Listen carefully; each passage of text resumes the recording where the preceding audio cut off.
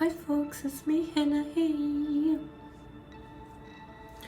Ah, cool, gloomy, rainy type weather. Just the kind of weather that can get Hannah into feeling like talking about sexy things. Yeah, that's right. Yeah. Okay, so what does that mean? That means it's time to talk about vaginas. Yeah.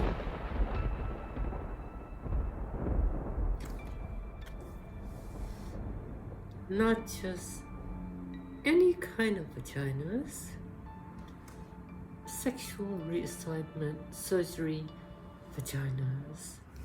SRS, sexual reassignment surgery, GRS, gender reassignment surgery, GCS, gender confirmation surgery, GAS, gender affirming surgery. Yeah, they're pretty much more or less mean the same thing. Yep. Surgeries that convert sad little worms into sexy vulvas. Yeah. Did you know that there's more than one type of post-op SRS vagina? SRS post-op vagina?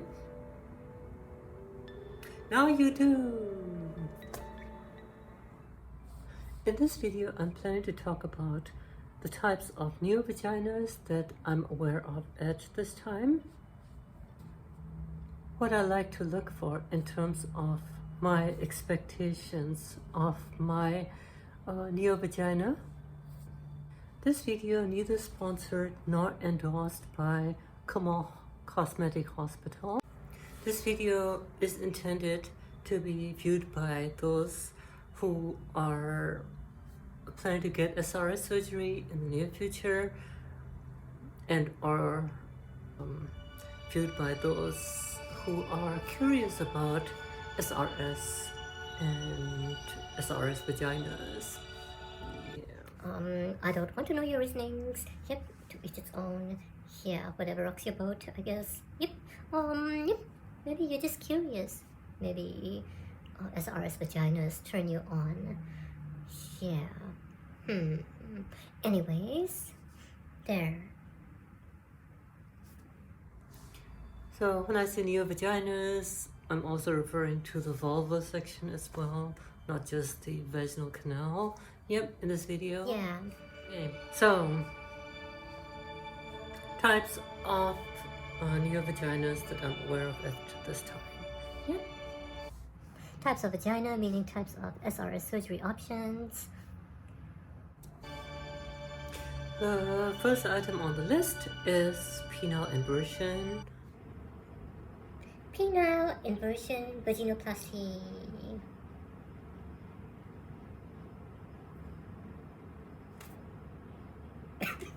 Penile inversions where exactly as it sounds like, the surgery uses the skin of the penile shaft to form the vaginal lining. So the depth of the vagina depends on the length of the penis, basically. Yep. So if the patient doesn't have a long penis, then and the patient wants a deep vagina, then that option might not be practical, for to get the desired outcome. Yep. As like in my case, Mr. Wiggles used to be really big and really long, but then after taking like HRT, hormone replacement therapy, he shrunk into a tiny little thing.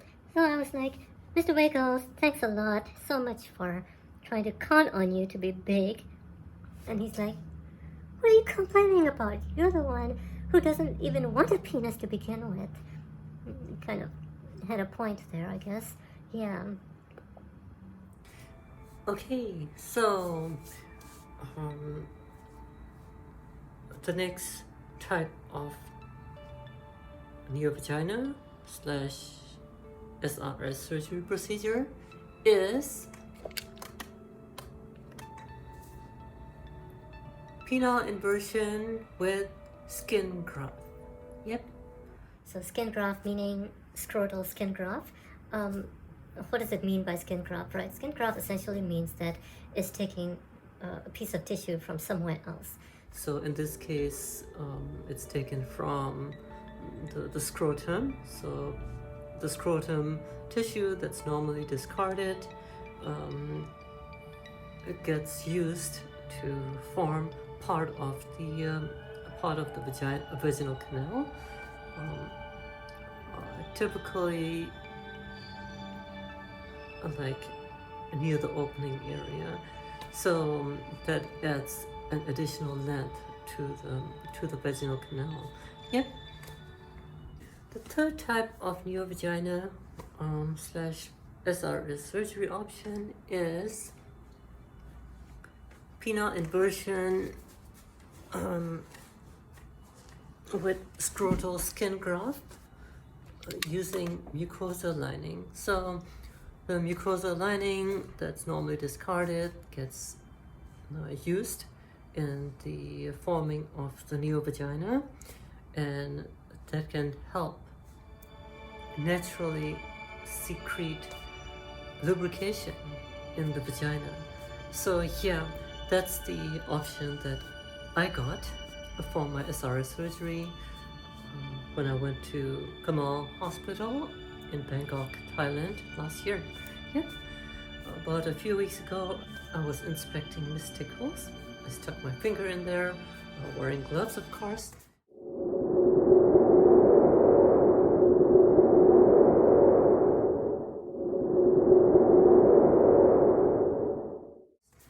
And she was moist. Yeah, she was moist and she was not dry at all. It's really, really nice, you know. There's no odor, nice and clean, and naturally moist. That's right. Yep. She's naturally lubricated. Yeah, that's right. Also, in terms of length of the vaginal canal or depth of the vagina, in my case, it's pretty decent. Yep. I'm sure you're aware of the saying, it's not necessarily about how deep it is, it's actually more about how you use it. Yeah, that's right. It really depends on it depends on the patient, depends on the amount of donor tissue, depends on like other factors, physical, health, configuration, that kind of stuff. Yep. The fourth type of neovagina / SRS surgery option is the sigmoid colon. Sigmoid colon vaginoplasty. Yes, I know. One of the first things that come to mind when thinking sigmoid colon is the smell. But according to Kamal Hospital's website, that's not really the case with them. I'm not too familiar with the procedure, so yeah, there's a link in the description to Kamal Hospital's website page that talks about the sigmoid colon method that's offered there at Kamal Hospital. Yep, it's pretty nice information there. Yeah. Yeah, something to keep in mind though, pros and cons, right? PPV and or sigmoid colon methods. Advantages may include like deeper vagina, vaginal depth, especially with the sigmoid colon method. It's like naturally self-lubricating, and dilations like lifetime dilation may not be required. yeah, to maintain the vaginal depth. But then at the same time, recovery period may be longer. There may be a longer period of dietary restrictions during recovery and stuff. So, pros and cons. If you are planning to get either sigmoid colon or PPV, I'd suggest talking to your doctor and deciding for yourself if you want to go through with that methodology. Yep. Right? Right. Fifth type of neovagina / SRS surgery option is PPV. Penile peritoneum vaginoplasty. Peritoneal pull-through.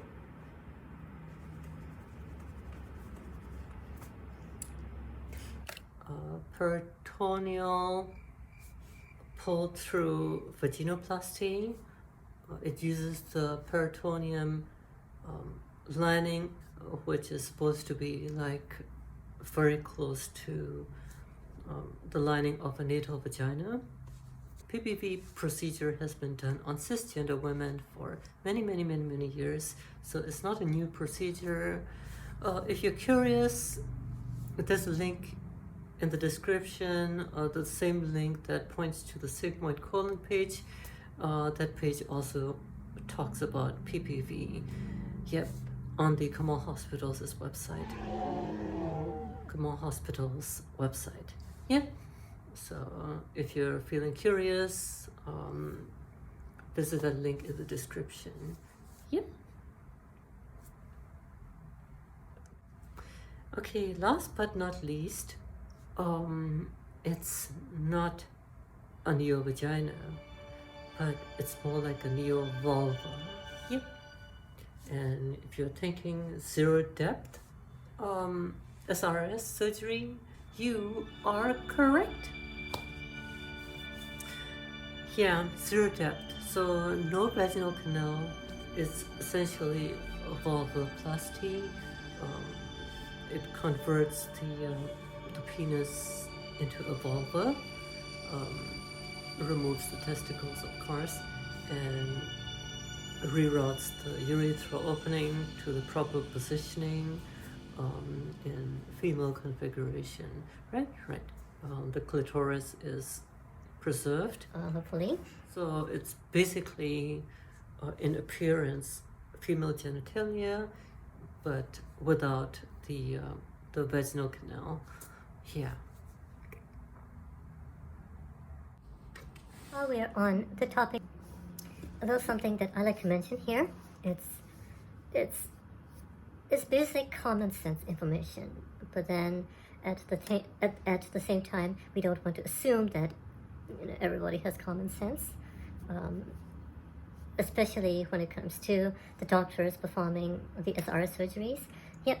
So, yeah, there are many fantastic SRS surgeons in the world today, but then there are also many quack doctors who don't even seem to know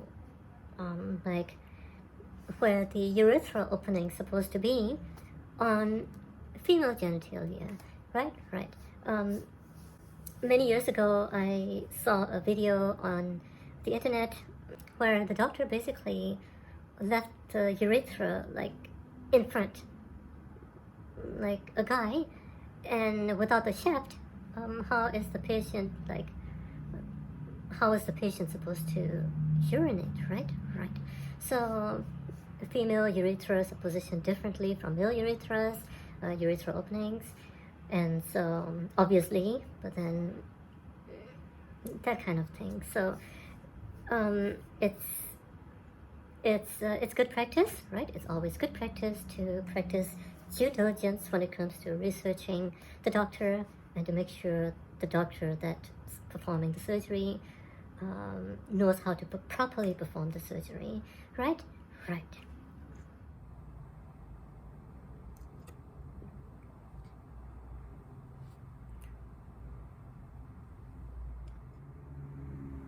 Okay, so the second part of this video is what I like to look for in terms of my expectations out of my neovagina. Yeah. it's not only a matter of setting expectations, it's also about meeting expectations, right? Right. I mean, how else are we supposed to know when to mark the task as completed, as in, or that is when the expectations are met for the task to be marked as completed, right? Right. What I'm talking about is this. For example, pencil, pencil. If the task is to sharpen the pencil, and then we can say, okay, the task is to sharpen the pencil. We can select the method of sharpening the pencil, blade, sharpener, etc., etc. Teeth, but we can set that as an expectation. Okay, a pencil is sharpened when the tip is nice and sharp and the graphite area is exposed. Yep. So those can be our stipulations, right? Right. Requirements. Once the pencil is sharpened, the graphite area of the tip is exposed, and the tip is nice and sharp, then we can say, okay, this is a successfully sharpened pencil. We can mark the task as completed, as and expectations as met, right? Right. Similarly, when it comes to SRS surgeries, we could do our own researching, and we could set expectations. Of course, prior to surgery, we should discuss our expectations with the doctor who is going to be performing the surgeries to make sure that they are reasonable expectations and they're achievable, right? Right. Once that's all figured out and they're reasonable expectations and the doctor can be expected to be able to achieve it, then we can set those expectations. And once those expectations are set, then once the surgery is completed, then we can go through the list, and as we recover, we can mark each of the items as completed. And when all the items are completed, or at least most of the items are completed, depending on our comfort level, like, we may be okay with most of the items being completed, if not all of the items being completed. Then we can say, okay, SRS surgery is successful, and we can mark the task, the general task of SRS surgery, as successfully completed. And we can close the book on the SRS surgery phase of the transitioning process, right? Right. I don't know if that makes sense to you, but that's the best way I could explain it at this time. So what is a successful surgery? Well, I made a little list of items. For my own SRS surgery. To each his own. You're welcome to come up with your own list based on this list that I'm mentioning here in this video. But then, yeah, to each its own, right? In terms of like expectations and stuff. Yeah, so proper research, talking to the surgeon can help to come up with a reasonable, realistic list of expectations, right? Right. So without further ado, I shall now talk about items on this list. First item on the list is clitoris. I like to have a clitoris. Second item on the list is preserved and proper positioning of nerve endings. Yeah, that's important. Proper positioning, right? It's not just preserving nerve endings, proper positioning. So proper sensations can be felt in the proper respective areas. Third item on the list is vaginal lining. I like my vagina, the inner lining of the vagina, to be nice and clean and hairless, and the texture to be natural. Fourth item on the list is a hairless vagina. Yeah, I don't want the inner vagina to be filled with hair. That's not only like gross, but also it can be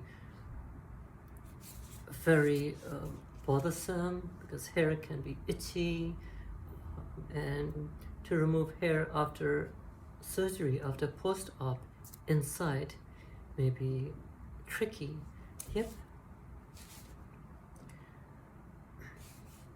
Fifth item on the list is inner labia areas. Inner labia areas, what I'm talking about is the appearance, sensations. Yeah. It's not just like a vulva is not just like nice, a clean little mound with a little slit in it. There's stuff inside. So labias are one of them, and there are like folds of skin inside and stuff, and there's sensations inside. There's certain like colors or textures inside. Yep. That's what I'm talking about here. Proper sensations, proper textures, proper appearance, right? At the inner labia areas. Sixth item on the list is sensations. So sensations throughout the vulva, which I'm able to experience now, which is fantastic. I haven't achieved an orgasm yet at this time, but the sensations are fantastic. Seventh item on the list is positioning of the urethral opening. So that's really, really critical in terms of importance, in terms of like SRS surgery, right? So women's urethral opening positions are different from men's urethral opening positions, and so if the urethral opening, for example, is pointed like straight in front, then, you know, as a woman, then how is the woman supposed to urinate, right? I mean, urine's going to come straight out in front, and it's like impractical and messy. So proper positioning of the urethral opening is very, very important. And that said, the eighth item on the list is direction of urination. So mine, one of the, I felt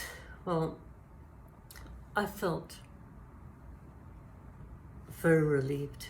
Well, I wasn't worrying about that in the first place because of Dr. Kamal's experience.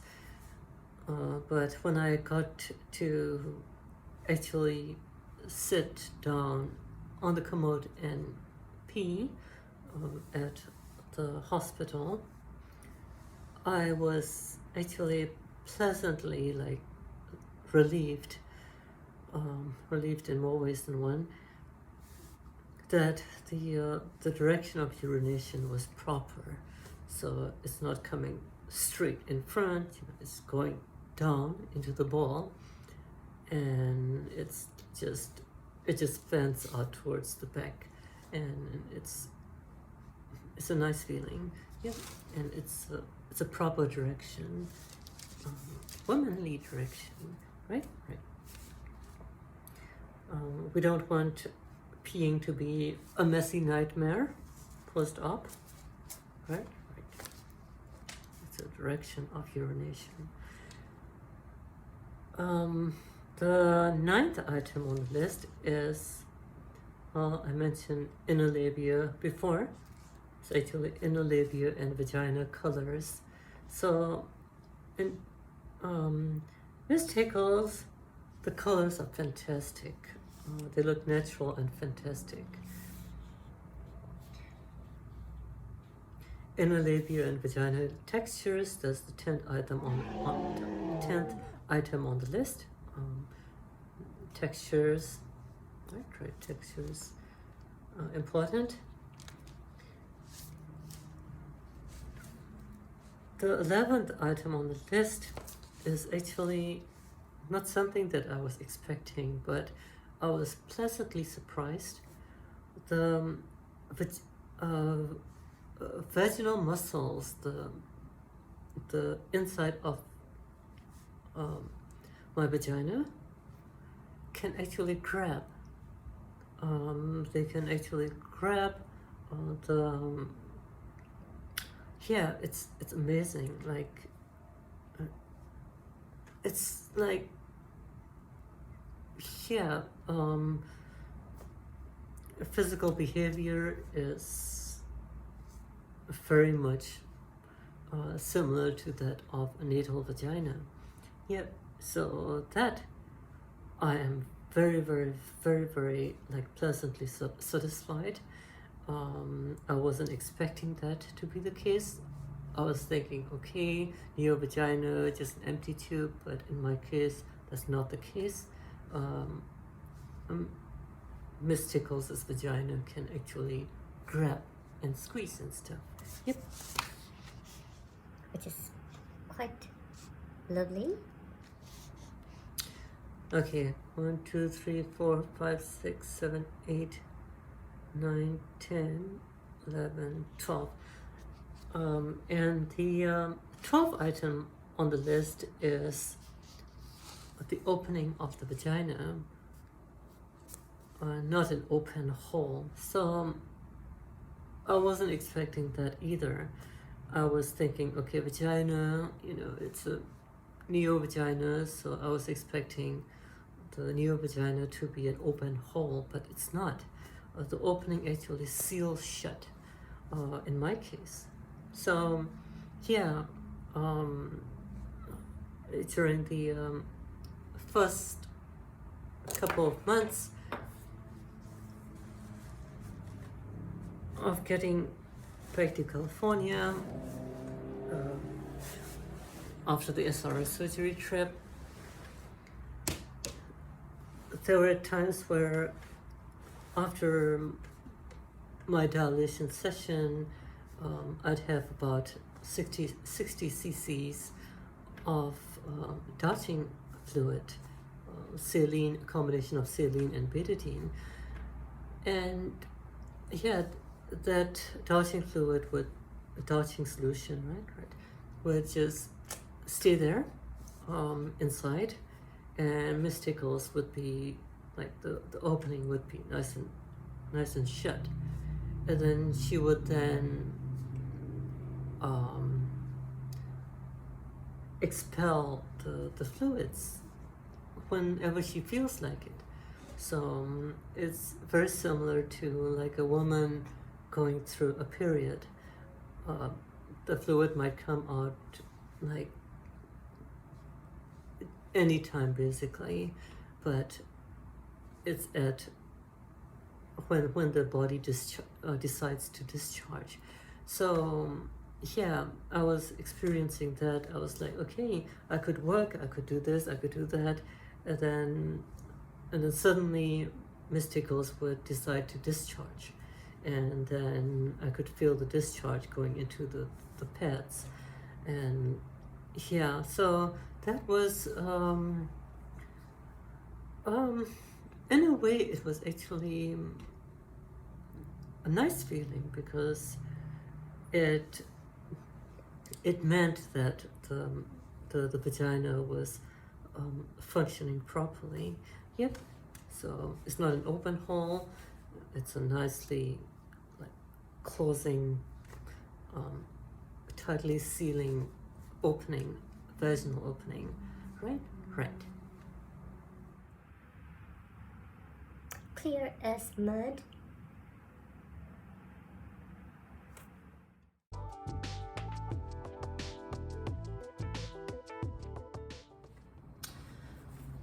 Some info tidbit. Yep. Just because we can get a particular type of SRS surgery doesn't necessarily mean that that may be the best option for us. You might have friends who might say, hey, go for PPV, or go for skin graft, and we want to educate ourselves first before deciding to pick on a particular procedure, before deciding to get the surgery done, etc., etc. So there are other details too, like what kind of post-op medicine the hospital uses generally. If we're allergic to certain ingredients, and stuff, then we may want to contact the hospital to ask them, hey, can you set up a special arrangement here in my case because I'm allergic to this medication and stuff, right? Right.